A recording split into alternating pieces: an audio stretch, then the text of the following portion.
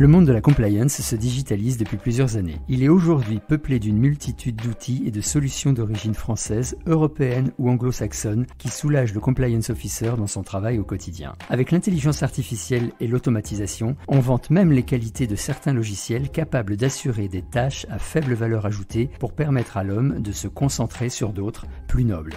Il y a un écueil absolu à éviter, c'est de penser que la machine remplacera le travail humain. Un peu malheureusement pour nous peut-être, mais il faut toujours ne pas sous-estimer justement la charge de travail que ça continuera de faire porter par l'équipe de compliance. À aucun moment ça remplacera un FTE ou une vigilance du compliance officer. Est-ce simple de s'outiller? Comment choisir une solution adaptée aux besoins de son entreprise?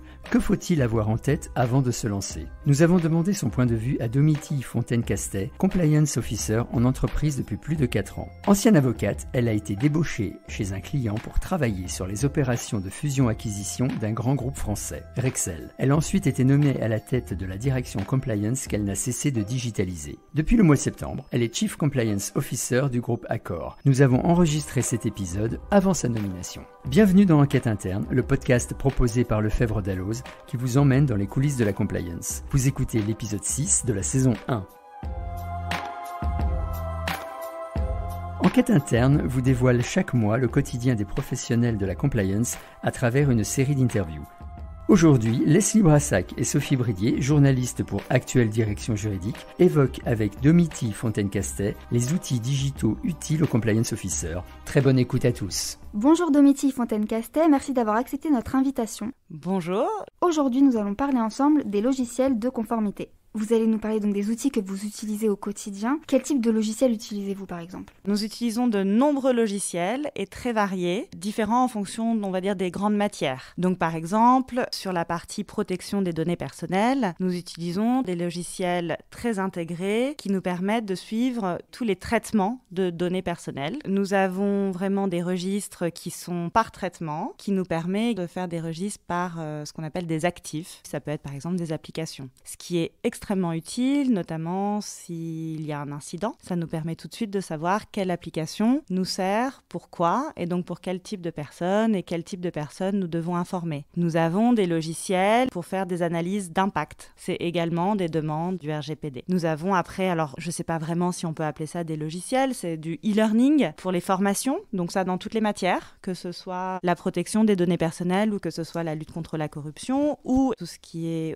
également sensibilisation aux obligations du droit de la concurrence, par exemple l'échange d'informations, ce genre de choses. Donc c'est des e-learning qui sont assez génériques. Par ailleurs, donc ça, nous l'utilisons pas encore, mais c'est quelque chose que nous aimerions mettre en place. Ce sont des petites applications pour les téléphones où les personnes pourraient se former un peu quand bon leur semble, dans les moments creux, en attendant un avion, par exemple. Nous avons également des logiciels qui nous aident à évaluer l'intégrité des tiers. Ça, c'est assez typique des logiciels de compliance. Il y a des logiciels qui sont plus ou moins intégrés dans nos systèmes d'information où résident nos tiers. Et sur cette évaluation des tiers, du coup, c'est des logiciels qui sont à la fois sur l'anticorruption et sur le devoir de vigilance, par exemple? Par exemple, et également tout ce qui est respect de ce qu'on appelle les sanctions au sens large, c'est-à-dire la restriction du commerce à l'international, export control, ce genre de choses. En réalité, ce sont des logiciels qui nous permettent d'avoir accès à de la base de données publiques et qui nous permettent donc de savoir quel est l'historique judiciaire d'un tiers, qui nous permettent d'avoir accès à l'information de presse, ce qu'on appelle le bad press,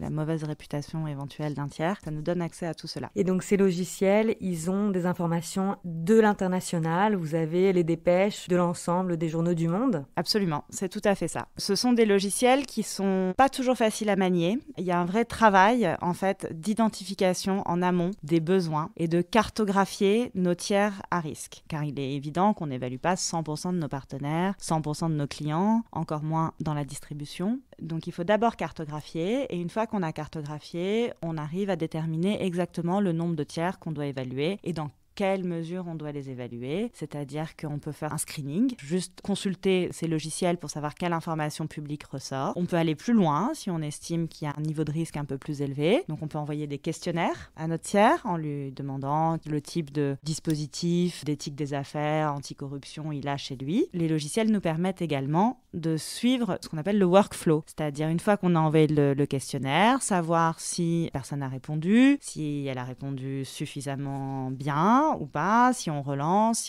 pas. Il y a également tout le suivi vis-à-vis des tiers, c'est-à-dire qu'un tiers à un instant T peut être parfaitement sans aucune difficulté. Pour autant, parce qu'il est dans une géographie à risque, parce qu'on a des signaux faibles, on va décider de mettre quand même dans ce logiciel une petite alarme si jamais quelque chose devait sortir dans la presse ou quoi, on serait informé. Pour ce type de logiciel, comme pour n'importe quel autre logiciel, il y a un écueil absolu à éviter, c'est de penser que la machine remplacera le travail humain. Un peu malheureusement pour nous peut-être, mais il faut toujours ne pas sous-estimer justement la charge de travail que ça continuera de faire porter par l'équipe de compliance. À aucun moment ça remplacera un FTE ou une vigilance du compliance officer. Quel type de logiciel avez-vous privilégié? Est-ce que vous avez privilégié des logiciels français, étrangers? Quelle différence y a-t-il entre les deux? Oui, on pourrait penser que pour des raisons notamment de protection des données, on soit sur du logiciel français. L'histoire de la compliance fait que les prestataires auxquels nous avons accès sont principalement américains, US ou européens. Ça ne les empêche pas d'avoir des serveurs en Europe. Il est vrai que la majorité des prestataires ne sont pas français. Pourquoi les logiciels français sont pas assez développés, ils sont pas assez poussés ? Oui, certainement. Très concrètement, en tant que compliance officer, on est sollicité entre 2 et 3 fois par jour par des prestataires qui nous proposent des logiciels. Et je n'exagère pas, c'est vraiment ça. Il y a des nouvelles startups, il y en a certainement dans le lot qui sont très compétentes, très efficaces et qui certainement pourraient nous permettre de gagner du temps sur plein de sujets. Mais nous, on n'a pas assez le temps pour toutes les benchmarker. C'est vrai qu'on part quand même sur des valeurs sûres en règle générale. D'ailleurs, il y aurait peut-être des idées d'initiatives mutualisées pour réellement avoir une vraie vision du marché.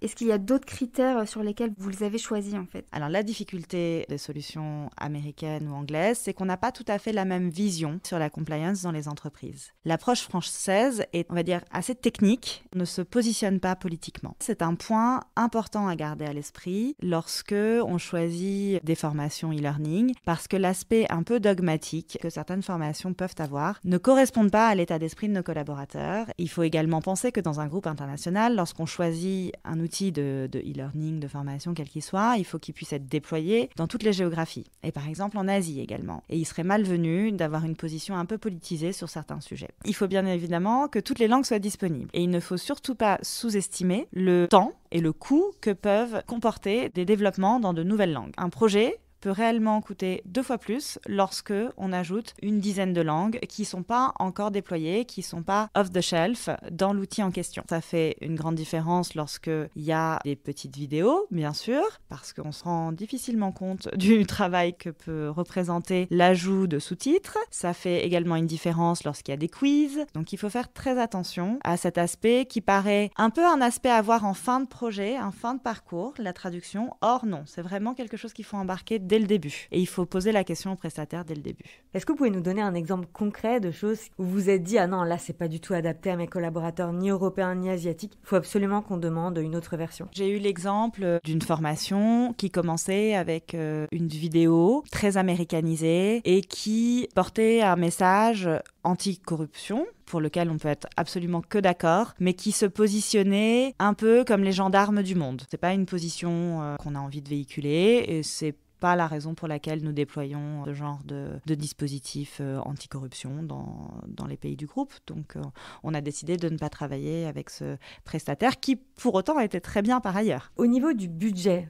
l'ensemble de ces outils doivent coûter quand même assez cher. Comment vous arrivez, vous, à défendre une enveloppe budgétaire pour vous outiller correctement? Ça a été certainement plus difficile il y a quelques années. Aujourd'hui, je pense que toute entreprise de taille importante a une conscience absolue des besoins de digitaliser, d'une part, les directions juridiques, également les directions de la compliance. Donc, c'est quand même une mouvance qui prend plus ou moins de temps en fonction de la maturité des entreprises, mais qui est quand même un train qu'on ne peut plus vraiment arrêter. Il y a toujours des difficultés. notamment parce que ça ne remplace, comme je disais, pas de FTI. Donc il faut réussir à trouver des arguments. Il me semble qu'un des arguments importants, c'est en effet la traçabilité. Ces outils nous permettent d'avoir une traçabilité assez infaillible. C'est-à-dire que si on prend par exemple les diligences sur les tiers, de l'évaluation des tiers, si nous devions nous en remettre exclusivement à des questionnaires envoyés par email par des personnes de l'équipe qui seraient plus ou moins bien renvoyés, qui seraient plus ou moins bien classés, ça créerait des risques. Donc du coup, est-ce que vous avez une nouvelle manière de recruter vos équipes ou alors tout le monde sait se servir de ces logiciels? Sur le recrutement, ça n'a pas trop d'impact car la majorité des personnes qu'on recrute sont suffisamment jeunes pour être habituées dans leur vie de tous les jours à se servir de logiciels. Là où, en revanche, il y a un impact assez important, je dirais, c'est la formation pour se servir de ces outils des personnes qui sont dans l'entreprise depuis plus longtemps et des personnes notamment qui ont des habitudes de travail, donc des personnes un peu plus âgées, dont je fais partie. Nous devons nous former et nous devons nous habituer à ce genre d'outils et d'autant plus que la compliance dans une entreprise, c'est vraiment pas le compliance officer qui l'a fait. C'est les collaborateurs qui font la compliance d'une entreprise. Pour que les relais soient efficaces, il faut que tout le monde puisse s'approprier les outils. Donc il ne faut pas que ce soit des choses trop compliquées. Le look and feel dans les applications et dans les logiciels, il faut que ce soit facile d'accès, ne serait-ce que visuellement déjà. Alors du coup, les outils que vous déployez dans votre entreprise,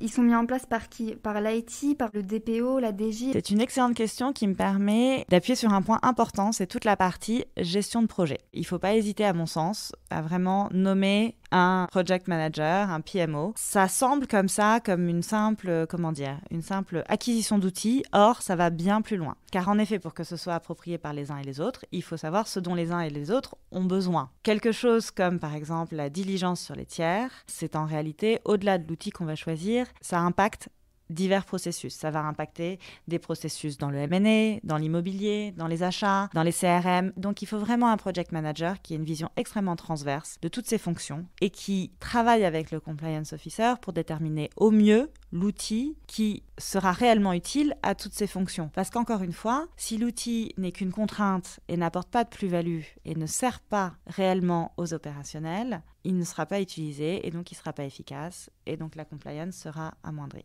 Alors là, comment on les forme concrètement? Alors très concrètement, ça prend beaucoup de temps. Il y a des accompagnements par certains prestataires, mais de toutes les façons, c'est souvent au moment du lancement du projet. Lorsqu'on le peut, c'est en présentiel. Il n'y a rien de mieux que de s'asseoir à côté de quelqu'un, d'aller ensemble sur le front d'une application et de tout dérouler et de faire des cas pratiques. Il y a de la sensibilisation sur certains outils, on va dire, en petits groupes, mais en règle générale, c'est du one-on-one chez nous. Ces outils, ils peuvent être contre-productifs, mais ils peuvent même être dangereux s'ils sont mal utilisés. En cas de contrôle, par exemple, s'ils sont mal renseignés, s'ils font apparaître un manque de suivi, un manque de précision, ça peut en réalité se retourner contre nous. Donc maintenant, vous êtes quand même pas mal outillés, mais est-ce qu'il vous manque des choses? Est-ce que vous aimeriez un logiciel dans certains domaines dont vous ne bénéficiez pas pour l'instant? Je pense qu'il y a encore beaucoup à faire sur l'évaluation de l'intégrité des tiers pour couvrir peut-être plus de domaines, pour peut-être également s'ouvrir sur la partie environnementale. On a aujourd'hui des outils qui nous permettent de faire des évaluations, en effet, sur l'impact environnemental de certains. On a des outils qui nous permettent de faire des évaluations sur, on va dire, l'impact plus social d'autres. Et puis, les outils un peu plus classiques qu'on connaît, sur l'anticorruption, sur le respect des sanctions, ce genre de choses. Il y a peut-être quelque chose à réfléchir qui soit plus global,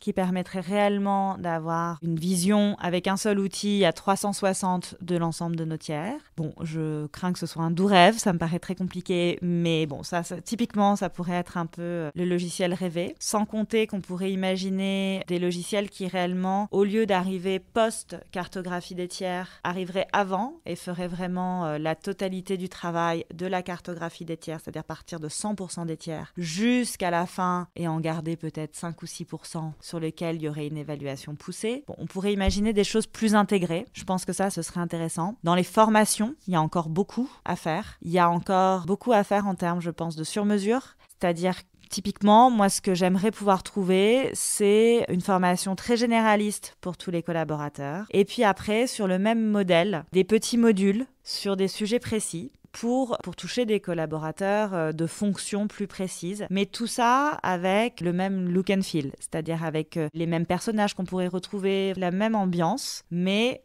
du long, du court, qu'on pourrait déployer à des moments différents de l'année, des petites sensibilisations. Et également, pareil, ce même cœur de travail, mais qu'on pourrait avoir sur du logiciel e-learning, également qu'on pourrait déployer sur des téléphones, on peut imaginer plusieurs choses, mais c'est-à-dire un peu de diversité dans le contenu, sur la taille, et un peu de diversité dans les modalités. Mais les outils que vous utilisez au quotidien, est-ce qu'ils se mettent à jour en fonction des nouvelles lois, ou alors est-ce qu'il faut faire quelque chose de votre côté pour que ce soit mis en place? Ils se mettent à jour parfois. En fait, ça dépend. Typiquement, les outils, par exemple, d'évaluation d'impact, ceux-là sont mis à jour. Souvent, ils sont inspirés de ce qui a été fait à la CNIL. Les outils, on va dire, d'évaluation des tiers sont de fait mis à jour dans la mesure où c'est un accès direct à de la donnée publique. Donc, de fait, s'il y a une nouvelle condamnation ou s'il y a un nouvel article de presse, c'est mis à jour. Les formations, il faut faire très attention, tout existe. C'est-à-dire que ça peut être mis à jour, certains prestataires le proposent, mais c'est pas toujours inclus. Donc parfois, c'est au compliance officer de demander une mise à jour. Encore une fois, il n'y a pas de solution miracle. De toute façon, quels que soient les outils, à aucun moment on peut se décharger sur un quelconque outil. Combien de temps on met pour choisir et sélectionner un bon outil? De mon expérience, alors je ne sais pas si nous sommes moins efficaces que d'autres, mais c'est plusieurs mois.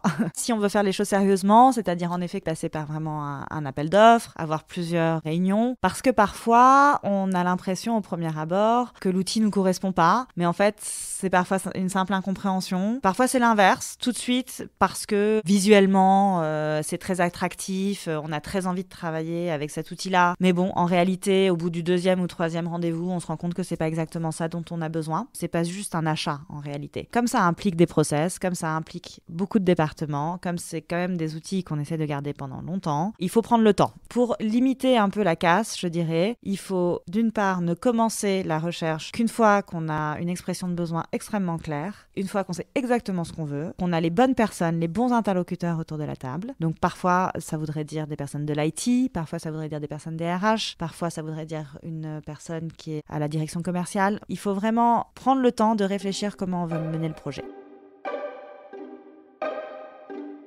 Merci Domitille Fontaine-Castet pour ces échanges très intéressants. Donc on comprend que la mise en place des outils de conformité, ça implique beaucoup de travail et d'implication de la part du compliance officer, mais que ça ne fait pas tout. Merci à vous deux de m'avoir accueilli aujourd'hui et de m'avoir donné l'occasion de discuter de ces aspects assez pratiques. J'espère que ça pourra servir à certains de mes homologues et j'ai hâte d'écouter les autres sujets pour savoir quels seront leurs échanges d'expérience. C'est toujours très intéressant. On vous donne rendez-vous le mois prochain pour un nouvel épisode. Merci de nous avoir suivis et à bientôt.